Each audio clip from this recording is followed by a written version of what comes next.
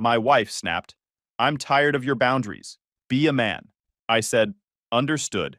Then I stopped involving her in anything, including the job offer I'd already accepted out of state. When I finally served her divorce papers, she tried to lock me in with a pregnancy. Sup, Reddit. My wife told me to be a man because I wanted to set boundaries. So I went quiet, started planning my exit, and filed for divorce. What she did next backfired so hard it exposed her to everyone. Grab your popcorn and enjoy the shit show. Name's Brian, 34 male. My phone buzzes on the kitchen counter. Catherine's name flashing across the screen. This is call number 9 today.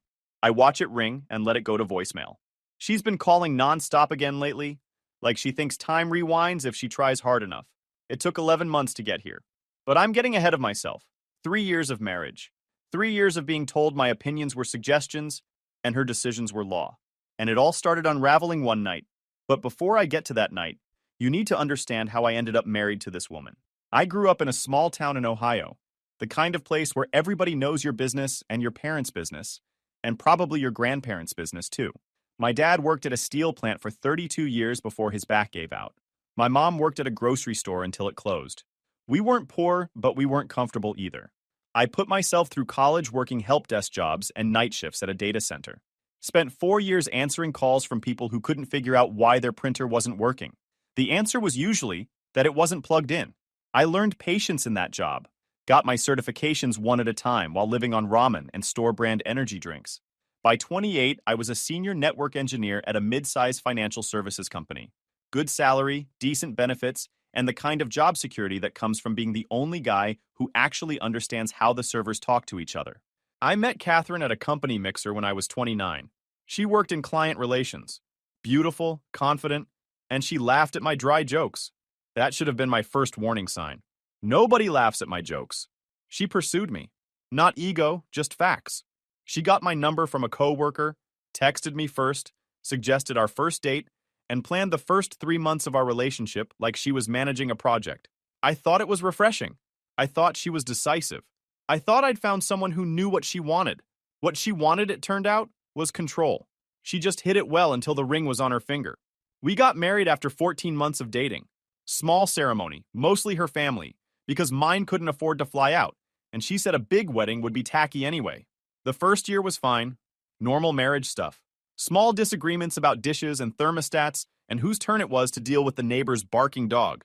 Nothing worth fighting about. The second year, things started shifting. She got promoted to senior account manager, and suddenly her schedule was more important than mine. Her work events were mandatory. Mine were optional. Her opinions on furniture and vacations and weekend plans became the default, and my opinions became obstacles to work around.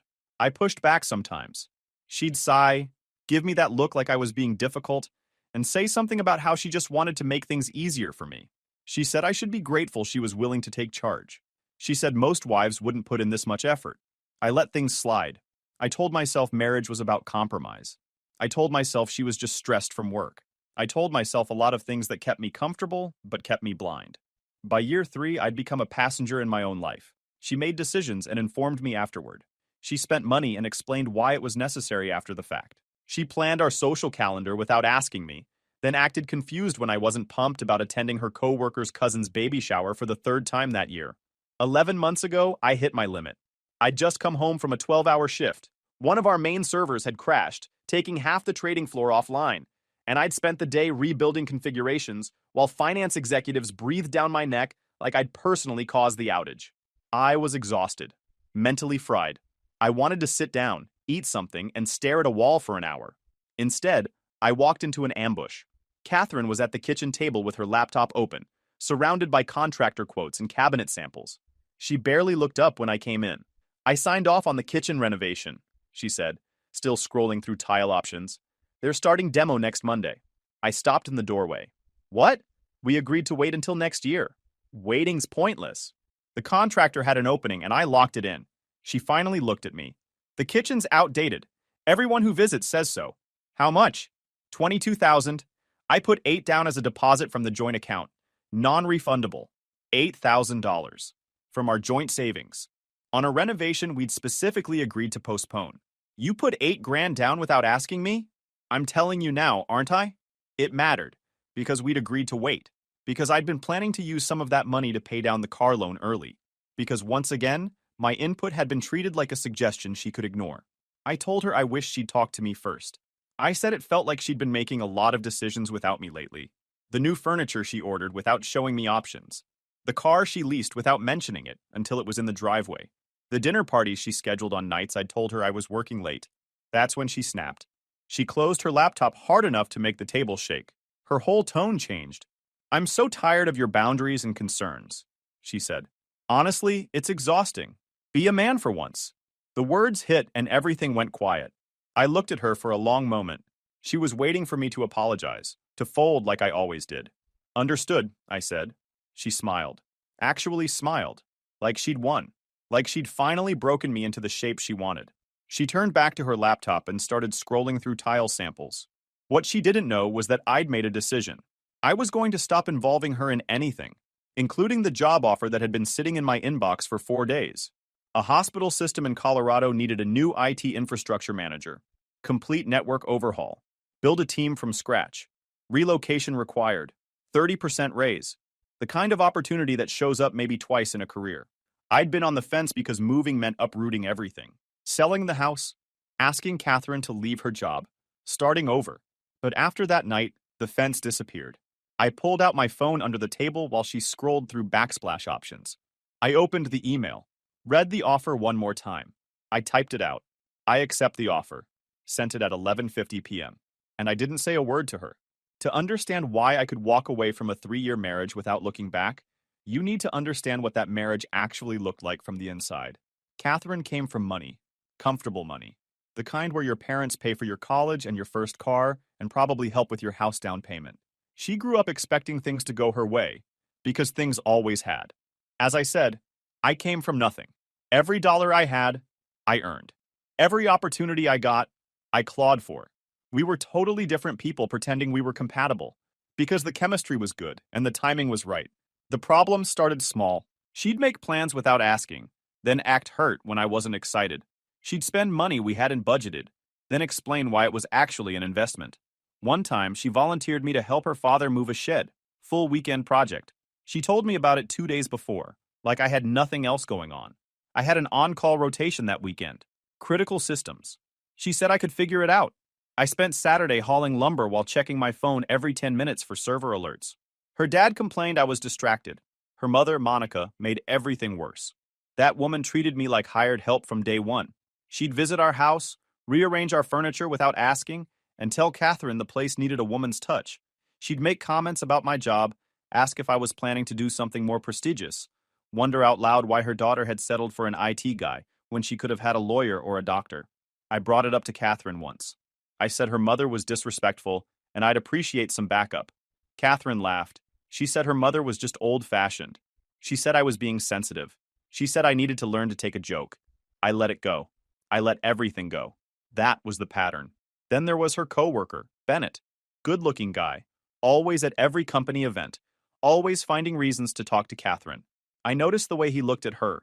I noticed the way she laughed at his jokes a little too hard. I noticed the late nights at the office that started happening more often around month 18 of our marriage. I asked her about it once, casually. Just asked if Bennett was being appropriate. She rolled her eyes. She said I was being paranoid. She said Bennett was just friendly. She said she couldn't believe I'd accuse her of something like that. I didn't accuse her of anything. I asked a question. The real wake-up call came 6 months before the be a man thing. My best friend from college, Dominic, came to visit for a weekend.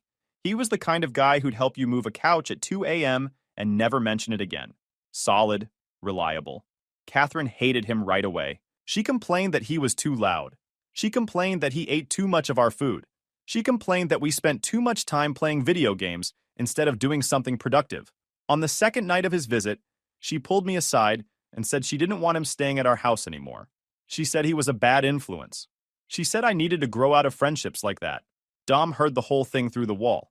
He left the next morning, told me he understood, and said to call him when I figured things out. I didn't call him.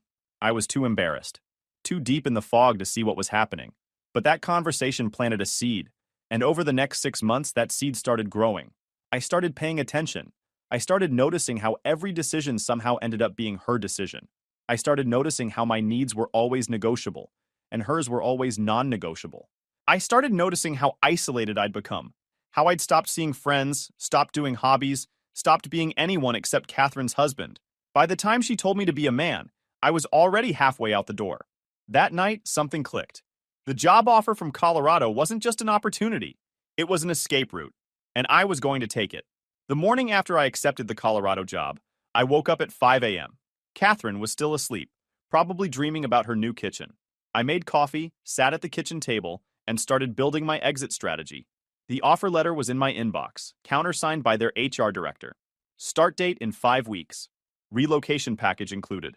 I downloaded everything, saved it to an encrypted folder on my personal cloud, and started making lists. Financial separation, living arrangements, legal consultation, divorce filing, evidence gathering, timeline. I had 5 weeks to dismantle a 3-year marriage without Catherine noticing. It seemed impossible, but I'd spent years making impossible systems work. This was just another project with a hard deadline. Catherine came downstairs at 8, already on her phone. She asked if I could pick up her dry cleaning on my way home. Sure, I said. She paused. You're being agreeable. I like it. I said nothing. I had nothing left to say to her. That week, I opened a new checking account at a bank she didn't know existed. I rerouted my direct deposit. I started documenting everything, every financial transaction, every asset, every debt. I pulled 3 years of bank statements and credit card records. I made copies of the mortgage documents, the car titles, the insurance policies. I also called my cousin Reese. He was a family law attorney in Cincinnati.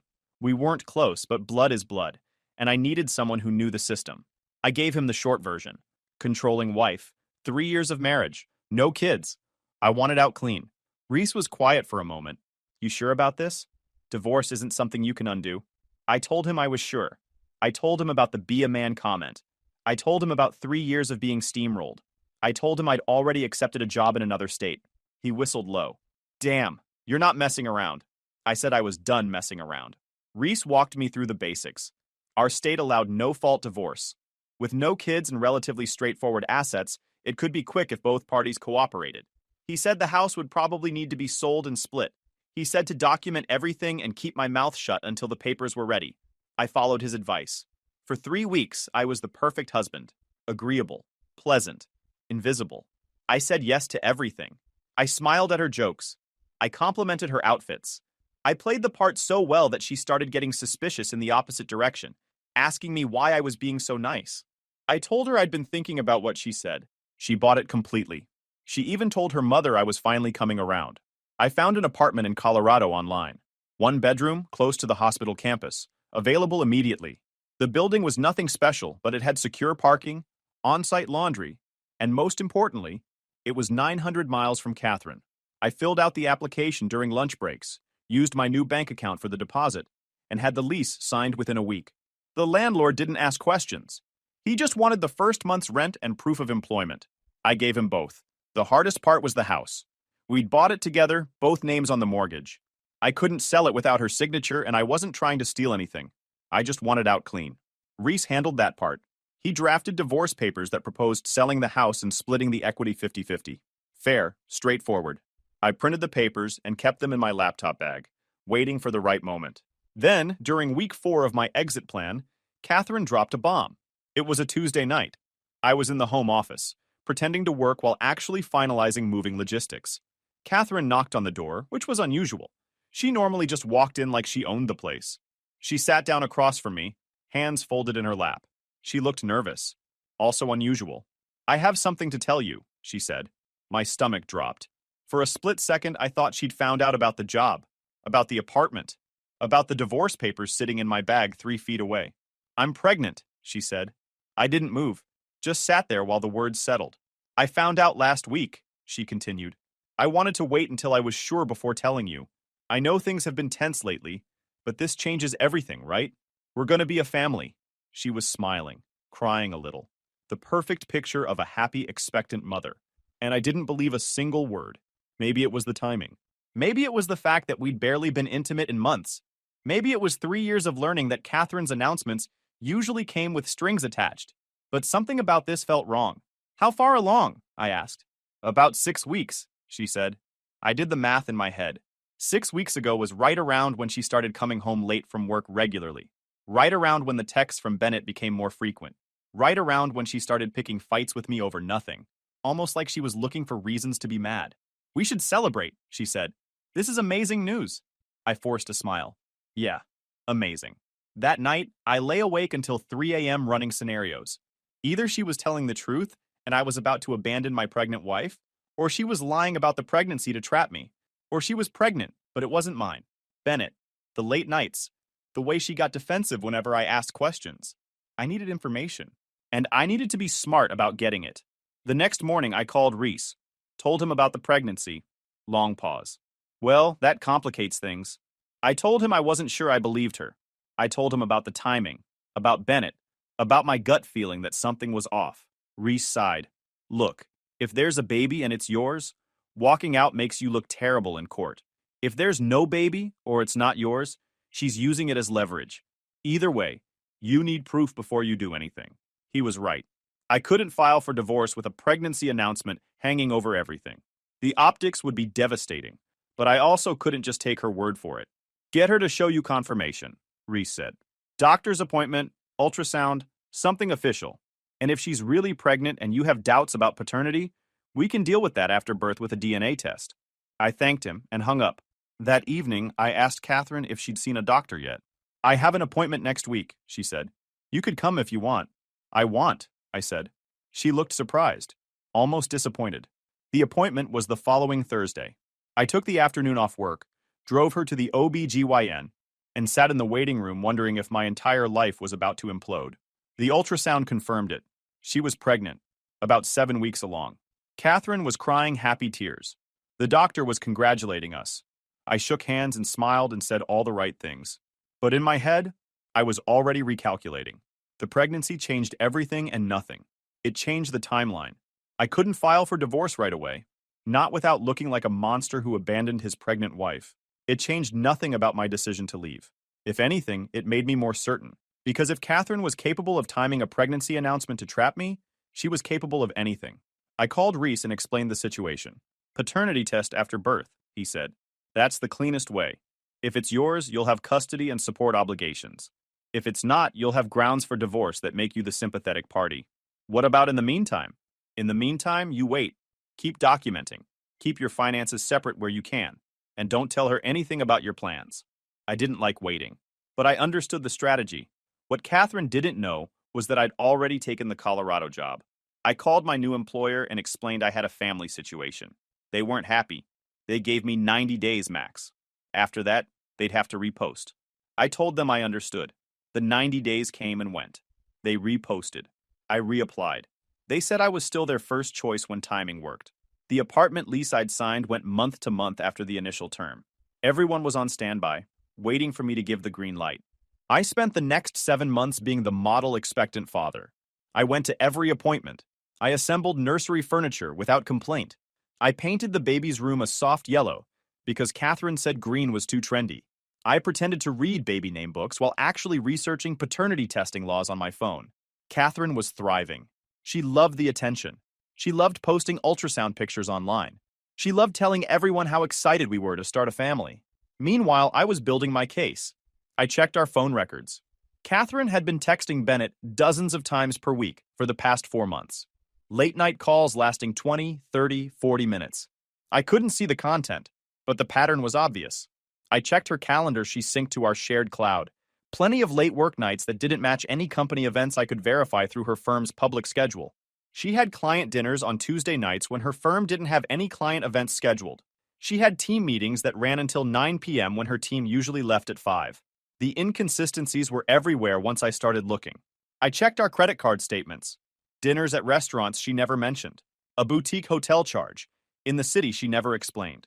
Uber rides to neighborhoods where she had no reason to go. I screenshotted everything. Saved it to my encrypted folder. Built a timeline that painted a real clear picture. Dom was back in my life by this point. I'd finally called him 6 months after she kicked him out of our house and told him everything. He didn't say I told you so. He just asked what he could do to help. He drove 6 hours on a Saturday to help me move boxes to a storage unit I'd rented. We did it while Catherine was at a baby shower, loading my car with books and clothes and the few things I actually cared about. What if the kid is yours? He asked. I closed the unit door and clicked the padlock shut. Then I'll figure out custody and pay support. But I'm still leaving. That part's not changing. He nodded. Didn't push. The baby was born in early March. A girl. 7 pounds, 4 ounces. Catherine named her Audrey. I held her in the hospital room and felt nothing. I couldn't bond with a child who might not be mine. Not until I knew the truth. 3 days after we brought Audrey home, I asked Catherine about a paternity test. We were in the living room. She was on the couch, exhausted from a late-night feeding, scrolling through her phone while the baby slept. I was standing by the window waiting for the right moment. I want a paternity test, I said. No preamble. Her reaction told me everything I needed to know. The phone dropped. Her head snapped up. She went from 0 to nuclear in about 2 seconds. How dare I? After everything she went through. After 9 months of carrying our child. After 18 hours of labor. And this was how I repaid her. I stayed calm. I'd rehearsed this moment 100 times. I said I wasn't accusing her of anything. I said I just wanted confirmation for peace of mind. If you trusted me, you wouldn't need confirmation, she said. She was getting louder. If you had nothing to hide, you wouldn't be scared of a test, I replied. She got quiet for a second. Then she stormed out of the room. We didn't speak for 2 days. On day 3, I told her I was filing for divorce and requesting a court-ordered paternity test as part of the proceedings. The look on her face was worth every single moment I'd spent wondering if I was crazy or if she was just that good at lying. Well, she was just that good at lying, but not good enough. Catherine tried everything to stop the divorce. She cried, she begged, she threatened. She called her mother, who called me with a 20-minute lecture about family values and commitment and how I was throwing away my responsibilities as a man. She called my mother. That backfired big time. My mom, who'd met Catherine exactly 3 times and liked her exactly 0 of those times, told her politely that she should have thought about commitment before treating her son like furniture. Then she hung up and called me to say she was proud of me for finally growing a spine. When the emotional stuff failed, Catherine switched to strategic warfare. She told everyone I'd abandoned my newborn daughter. She posted on social media about being a single mother because her husband couldn't handle responsibility. She painted me as the villain in every conversation. The story spread fast. Mutual friends started texting me, asking what was going on. Her family sent me messages calling me every name they could think of without technically cursing. Even some of my coworkers heard rumors. I said nothing. I let her build her narrative. Because I knew the truth was coming, and the truth was going to hit like a freight train. The court ordered the paternity test. Catherine fought it hard.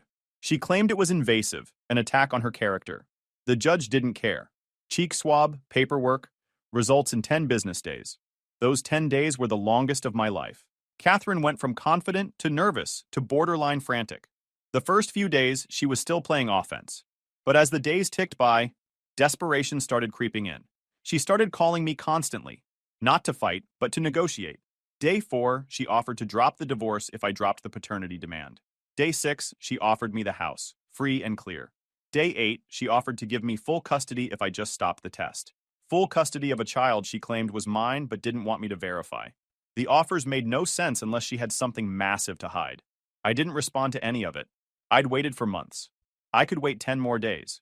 Dom came down for the weekend while we waited. He said he wanted to be there when the call came, one way or another. We sat on the balcony of the temporary place I'd rented near work, eating takeout and watching the sun set over the parking lot. The results came on a Thursday afternoon. Reese called me at work. "You're not the father," he said. I sat in my office chair, phone pressed to my ear, and felt something I hadn't felt in years. Relief. Just pure, overwhelming relief. Like a weight I didn't even know I was carrying just disappeared. "We have grounds for divorce on infidelity," Reese continued. "With the DNA evidence, her credibility is shot. She lied about the pregnancy being yours. She tried to trap you with another man's child. No judge is going to look at her favorably after this." I asked what the next steps were. "We file updated papers. We push for a quick resolution. Given the circumstances, I'd say we can have this wrapped up in 60 days, maybe less." I thanked him and hung up. Then I made the call I'd been waiting almost a year to make. The Colorado job. They'd reposted it twice since I first accepted, but they kept me in the loop. When I told them I was clear to relocate, they fast-tracked the offer. Start date in 3 weeks. I called a moving company that afternoon. Saturday worked. Catherine had plans to visit her mother that weekend. Some family thing she'd mentioned a few days earlier. Saturday morning, I watched her pull out of the driveway. I waited until her car disappeared. Then I opened the door for the movers. 4 hours later, the house was half empty, and I was already 200 miles west on the interstate. Catherine came home to bare walls, missing furniture, and an envelope on the kitchen counter. Inside was a note. You'll be served Monday.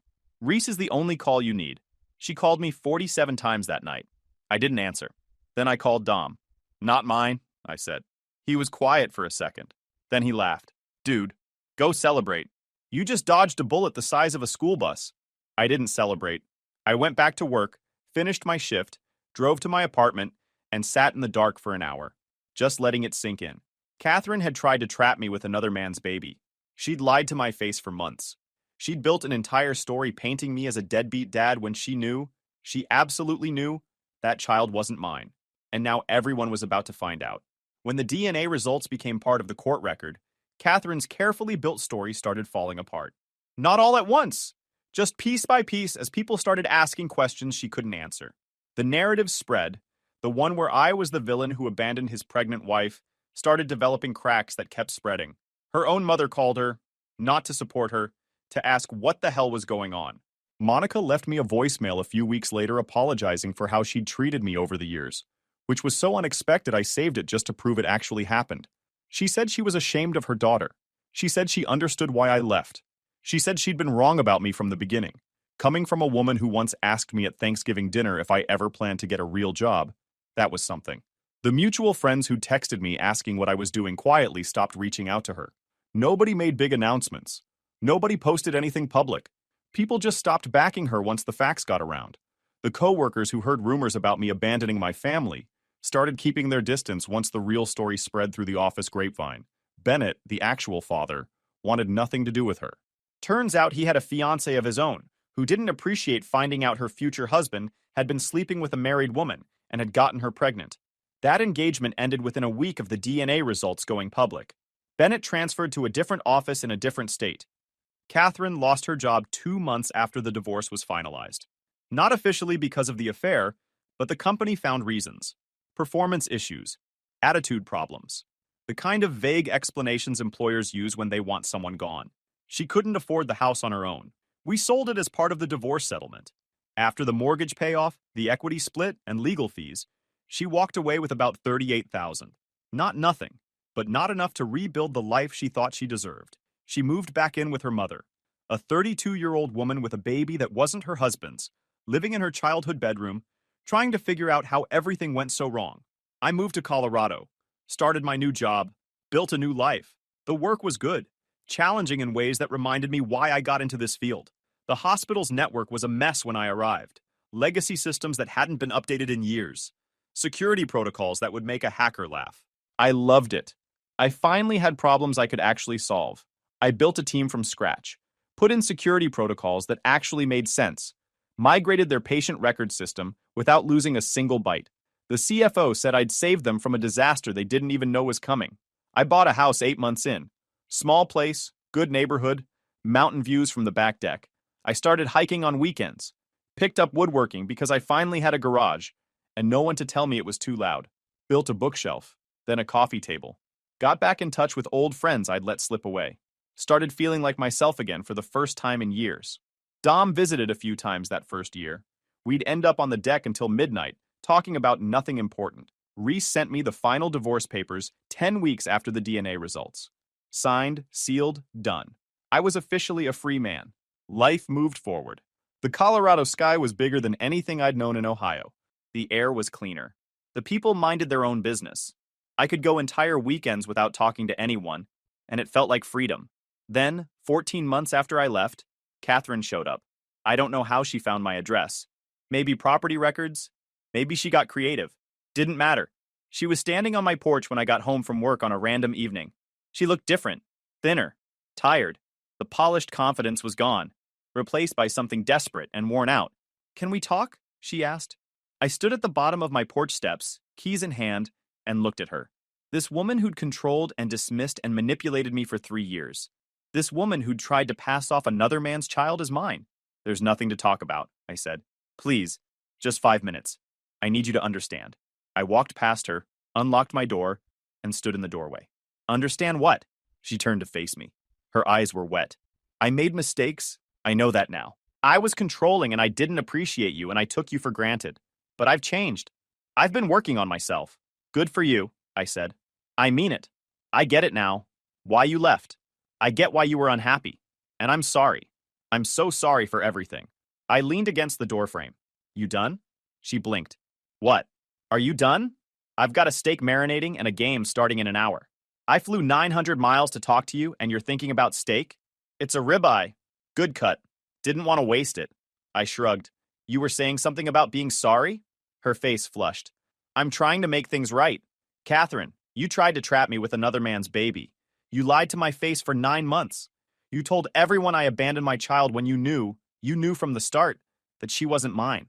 And now you want to make things right? What exactly does that look like in your head? She flinched. I was scared.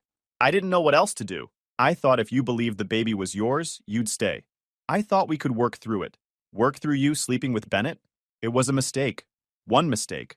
That's a lot of commitment for a mistake. She stepped closer. I know I don't deserve another chance. I know I ruined everything, but I'm asking anyway. Can we try again? Start over? I'll move here. I'll do whatever it takes. I'll be different this time. I looked at her for a long moment. No, I said. Please, just, Catherine. The answer is no. I paused. I don't hate you. Honestly, I don't think about you at all. You're just someone I used to know. She stared at me like I'd slapped her. You should go, I said. There's probably a flight back to Ohio tonight if you hurry. Maybe check the app while you're driving.